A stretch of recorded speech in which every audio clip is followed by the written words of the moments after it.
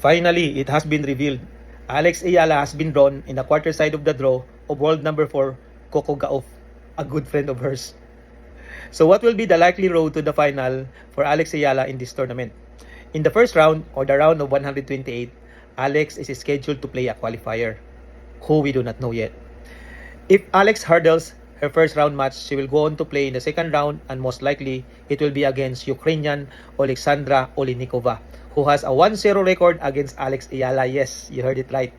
1-0 in favor of Oleinikova, who won their only match on clay in Strasbourg last May. Alex won the first set, but Oleinikova came back to win the second and third sets. Dehado ba si Alex? No. It was on clay, and the US Open is being played on hard court, a different ball game. And if Alex will win her second round match, she will go on to play in the third round, and most likely it will be against her very good friend, bestie daw, si Iva Jovic, who has a 2-0 record against Alex Ayala. 2 easy straight set victories for Jovic against Alex in their 2 matches this year. 2-0 on clay of the French Open and on grass in Eastbourne. Clay and grass. So dehado ba si Alex? The US Open again is being played on hard court. Iva Jovic may have the psychological advantage because of those 2 victories. But as I said, Alex is in a different form right now on hard courts. And just in case Alex wins her third round match, she will go on to play in the fourth round, and most likely it will be against another good friend, her quarter side of the draw, world number 4, Coco Gauff, the former US Open champion and the recent Cincinnati Open champion, who I considered as the top favorite to win this tournament for the second time. Coco Gauff and Alex Ayala are 1-1 against each other. Gauff won their first match in the UAE, but Alex came back and won their match in Indian Wells. Alex won the first set, and Coco Gauff retired in the second set because of injury. Both were played on hard courts. And just in case Alex wins her fourth round match, she will go on to play in the quarterfinals, and maybe it will be against 5th seed Mira Andreeva, the French Open champion, who is not in good form after her victory on clay. They have not played each other yet, so 0-0. But if it's not Andreeva, it can be 10th seed Amanda Anisimova. Kailangan ko bang ipaliwanag ang record nila?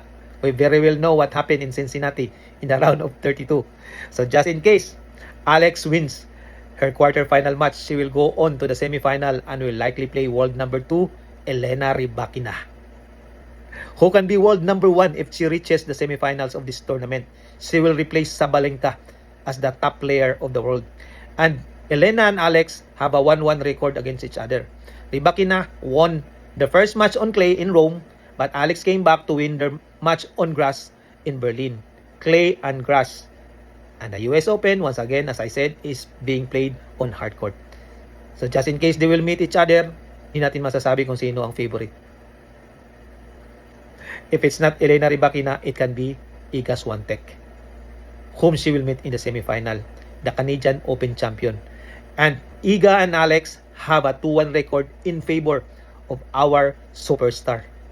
Yes, Alex has a 2-1 record against Swiatek, as she won their very first match in Miami, wherein Alex had her breakout performance last year.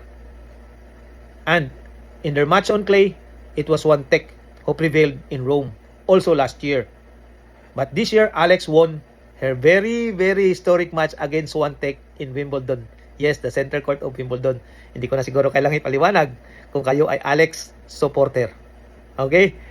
And if just in case Alex wins her semifinal match, she will go into the championship match. And who is waiting?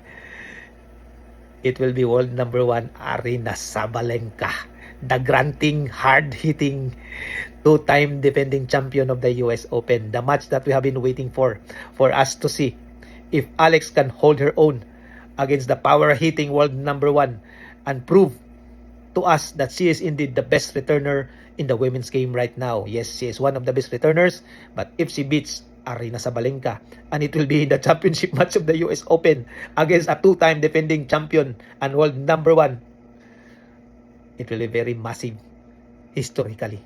But if it's not Aryna Sabalenka in the championship match, it might be world number 3, Jessica Pegula. they have a 1-1 record against each other.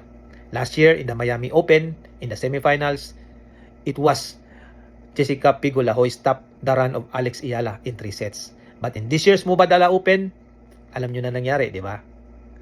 After Jessica Pegula won the first set in that rain-delayed match, the following day, Alex came back to win the second set and dominated Jessica in the final set, 6-love. So abangan natin kung ano mangyayari. If Alex will indeed go deep and eventually go into the championship match, kabang-abang yan. But I will still hold what I predicted. I believe in the saying that winning breeds winners. Kung sino yung winners in the last 3 hardcourt tournaments before the US Open, I consider them as the favorites. So the favorites are, as I said in my previous video, are Alex Ayala, the Mubadala Open champion, Iga Swiatek, the Canadian Open champion, and Coco Gauff, the Cincinnati Open champion, and the top favorite. Abangan natin yan.